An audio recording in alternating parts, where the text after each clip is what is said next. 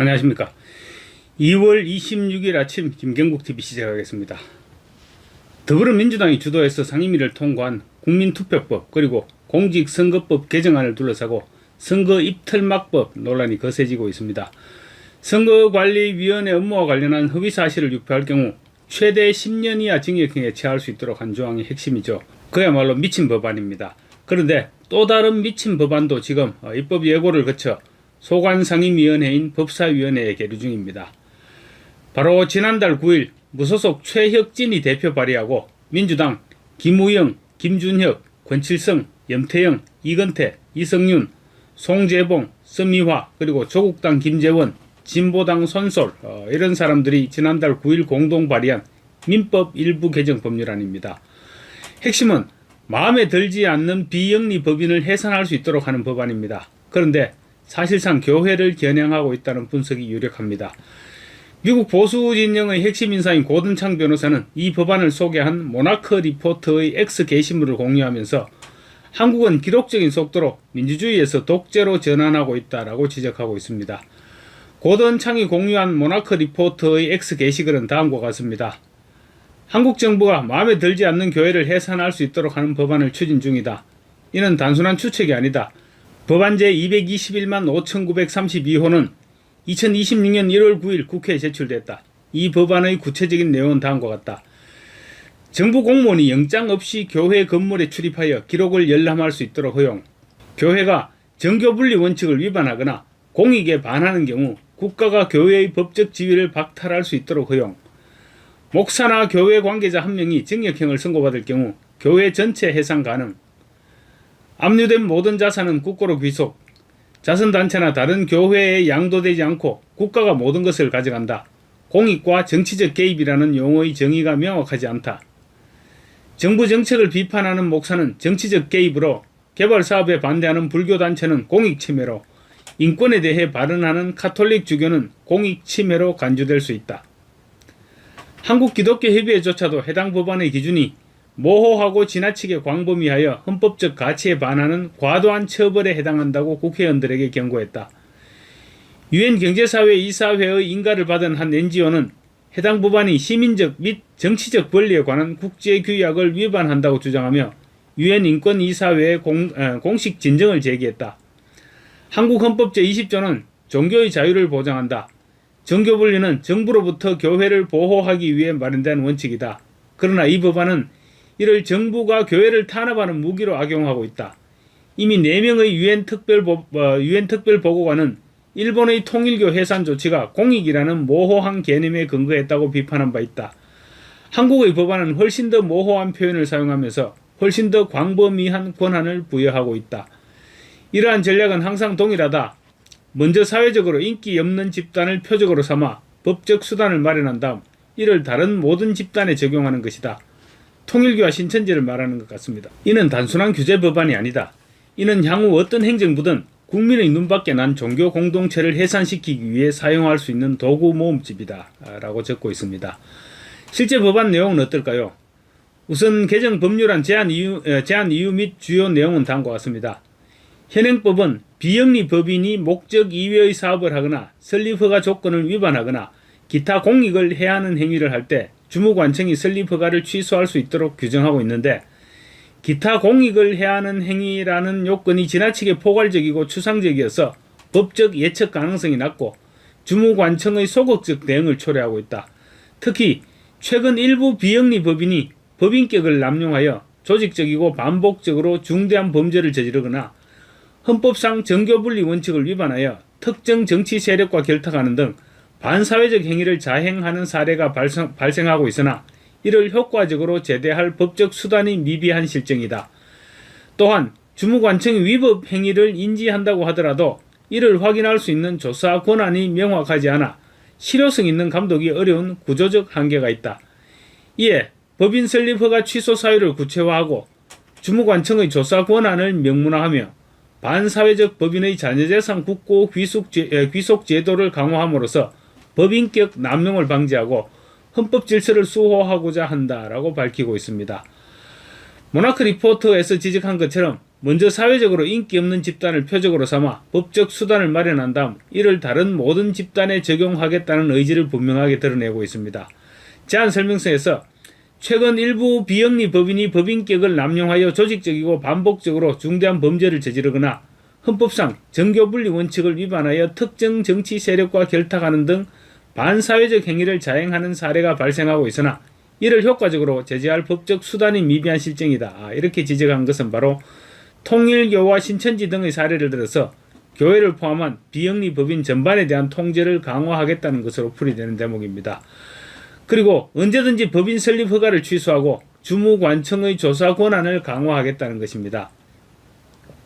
구체적으로는 법인의 사무의 검사 및 감독을 규정한 37조의 다음 조항을 신설했습니다.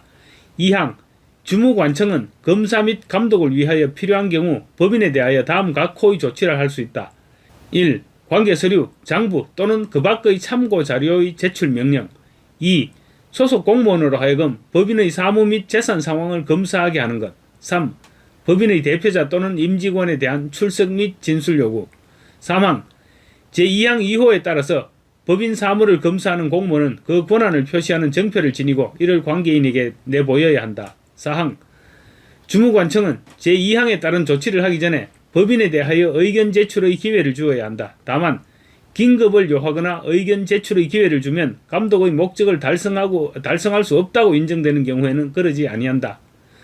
이를 보면 주무관청에 사실상의 조사권을 부여하고 영장 없이도 검사를 하고 출석을 요구할 수 있도록 권한을 부여한 것입니다. 특히 긴급할 경우에는 의견 제출 기회를 주지 않아도 된다. 이렇게 명문화하고 있는 것입니다.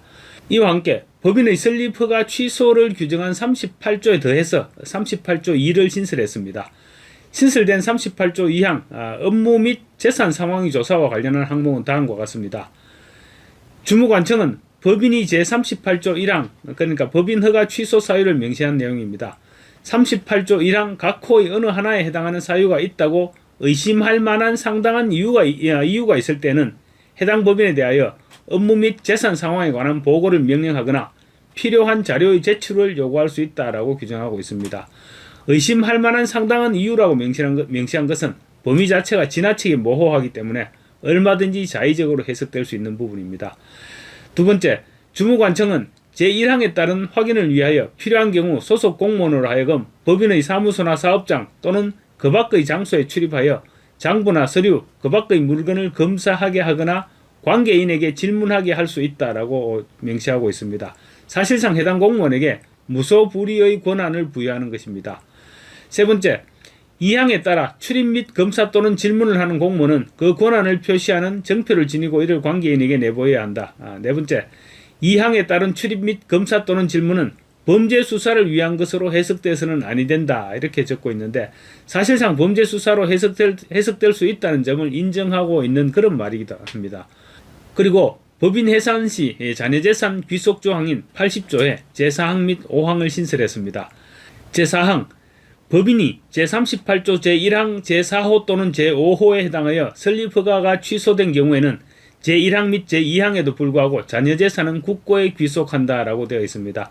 참고로 제4호는 법인의 대표자, 이사 또는 그 대리인이 법인의 업무와 관련하여 다른 법령에서 정한 범죄 행위로 금고 이상의 형이 확정되고 그 행위가 법인의 조직적 차원에서 반복적으로 이루어지거나 법인이 이를 묵인한 때를 말하고 제5호는 법인이 대한민국 헌법 제20조 제2항에서 정한 정교분리의 원칙 또는 공직선거법 등 관계 법령을 위반하여 선거나 정당 또는 후보자와 관련하여 조직적이고 체계적으로 정치활동에 조직적 반복적으로 개입하여 공익을 현저히 해한 때라는 규정인데 공익이라는 범위 역시 모호하기 때문에 얼마든지 자의적으로 해석해서 범위가 무한정으로 확대될 수 있습니다. 그리고 제5항은 제4항에 따라 국고에 귀속된 재산은 주무관청이 관리하며 유사한 공익 목적을 위하여 사용할 수 있다는 조항입니다. 이 법률이 법사위와 본회의를 통과해서 시행되면 어떤 사태가 발생할까요? 여러분이 상상에 맡기겠습니다.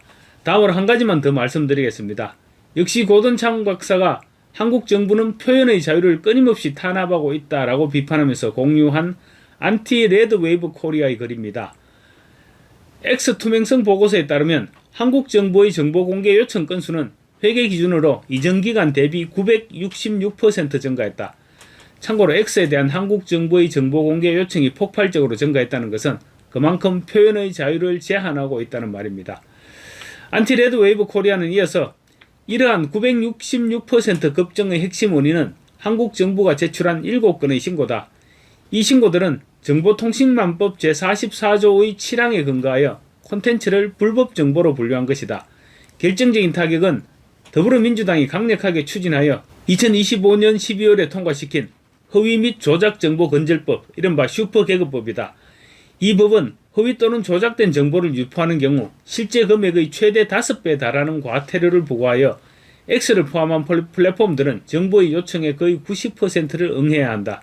그 결과 X에 대한 한국 정부의 요청이 966% 급증했다. 더욱 심각한 것은 단속 과정에서의 극단적인 편향성이다. 정부가 허위 조작으로 분류하는 콘텐츠는 주로 정부를 비판하거나 강한 반공 게시물 또는 한미동맹 강조 등의 게시물이다. 이러한 콘텐츠를 게시하는 계정은 자동으로 민감 콘텐츠로 분류되어 조회수가 20에서 50회 정도에 머물고 검색 노출도가 급격히 감소한다. 반면 좌파 성향 계정들의 허위 정보를 퍼뜨릴 경우 정부는 이를 허위로 신고하지 않기 때문에 X는 해당 계정을 건드릴 이유가 없고 그들의 의견은 수십만, 수백만 명에게 쉽게 퍼져나간다. 똑같은 허위 정보 유포 행위라도 누가 게시하느냐에 따라서 완전히 다른 대우를 받게 되는 것이다. 이것이 현재 한국의 표현의 자유가 처한 현실이다. 우리는 더 이상 초강력 검열법과 형법 제44조의 7항이 국민의 목소리를 억압하는 것을 방관할 수 없다. 모든 의견에 공정하게 적용되는 진정한 표현의 자유를 기대한다라고 적고 있습니다. 우리가 모르는 사이에 지금 엄청난 일들이 진행되고 있고 알게 모르게 우리는 그런 책동들에 의해서 순치되어 가고 있는 것입니다. 법은 한번 만들어지면 뒤집어지기가 쉽지 않습니다. 대한민국의 미래를 생각하고 정신 바짝 차려야 합니다. 마치겠습니다. 감사합니다.